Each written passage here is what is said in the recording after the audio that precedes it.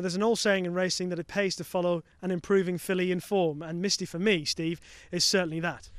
She is. She was mighty impressive last time out in the Pretty Polly when thrashing midday.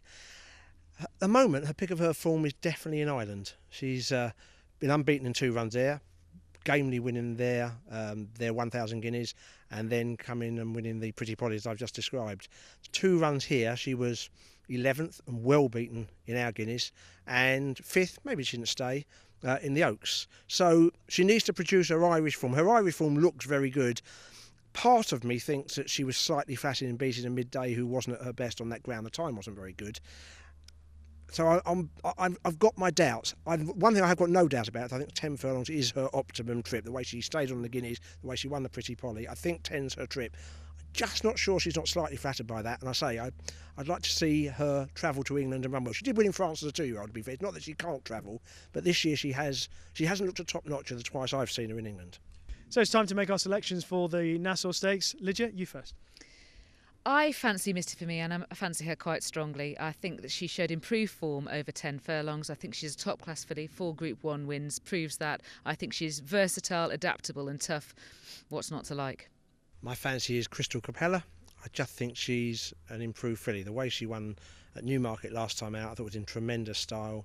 I think she's just a different horse than the horse we've seen before. She's dropping in trip, but the way she travelled at Newmarket, I don't think that'd be a problem. So it's Crystal Capella for me.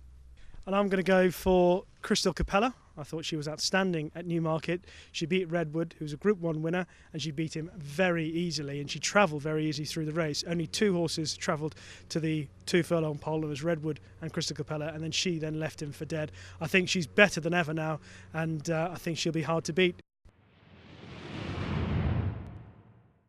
Goodwood's 5 furlong track is the 3rd fastest in the country. At only 2 other tracks does it take less time to cover the minimum distance in British racing, and they are in order Epsom and Lingfield's turf track. Now all 3 courses share a certain topography. They are essentially downhill. The gradient here is quite steep initially before gradually levelling out to the winning post.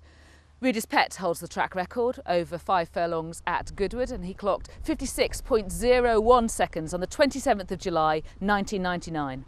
Whereas the 5 furlong track is the 3rd fastest in the country, there are 10 courses over 6 furlongs that are quicker than Goodwood. The distance for the iconic handicap during the Glorious Goodwood week, the Stewards' Cup. Why is that? You can see for yourself. The first furlong is uphill. 2 miles and 5 furlongs is the longest existing distance here at Goodwood. It used to be the distance of the Goodwood Cup, which started out actually in 1812 as a 3-mile race and was changed in 1991 to its existing distance of 2 miles. But the 2 mile 5 furlong trip is actually the 6th toughest test of stamina in the entire country. And it's unusual in that, well, there's the winning post just behind me, and it asks the runners to start just beyond it and initially to run in the reverse direction up the straight. It's at distances between 2 mile 5 furlongs and the sprint trips of 5 and 6 furlongs that things get a bit complicated, and we're going to partly use a map to explain. But think of Goodwood as a straight course connected to a triangular loop via 2 bends. This is the lower bend and the upper bend is over there. For trips from 2 mile 5 furlongs to 1.5 miles, and that would include the 2 mile Goodwood Cup trip, the horses essentially come up the straight where necessary, bearing left towards the loop, taking the lower bend, going clockwise around the loop and returning to the straight via the upper bend. For races between 7 furlongs and 11 furlongs, they also use the loop, coming on either side of it, but always using the lower bend to access the straight, except, and there had to be an exception, didn't there? This is Goodwood after all, except for the Nassau Stakes over a trip just shy of 10 furlongs. That uses the upper bend.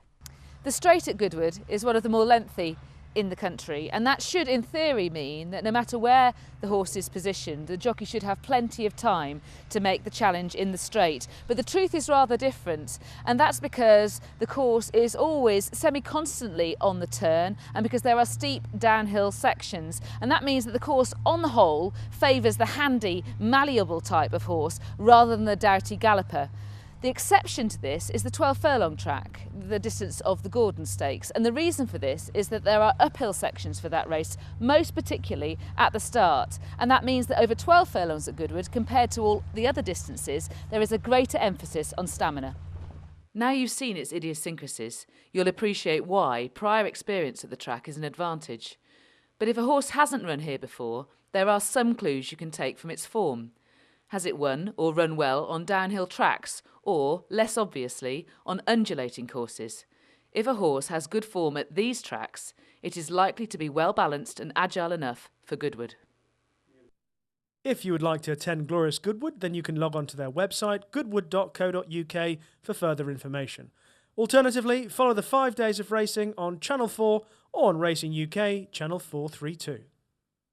Well, that's it for this edition of Armchair Jockeys, sponsored by QIPCO. We hope that you can catch some of the action from Glorious Goodwood and, of course, the clash between Canford Cliffs and Frankel. If it lives up to its billing, then it promises to be something special. From Lydia, Steve and I, bye-bye.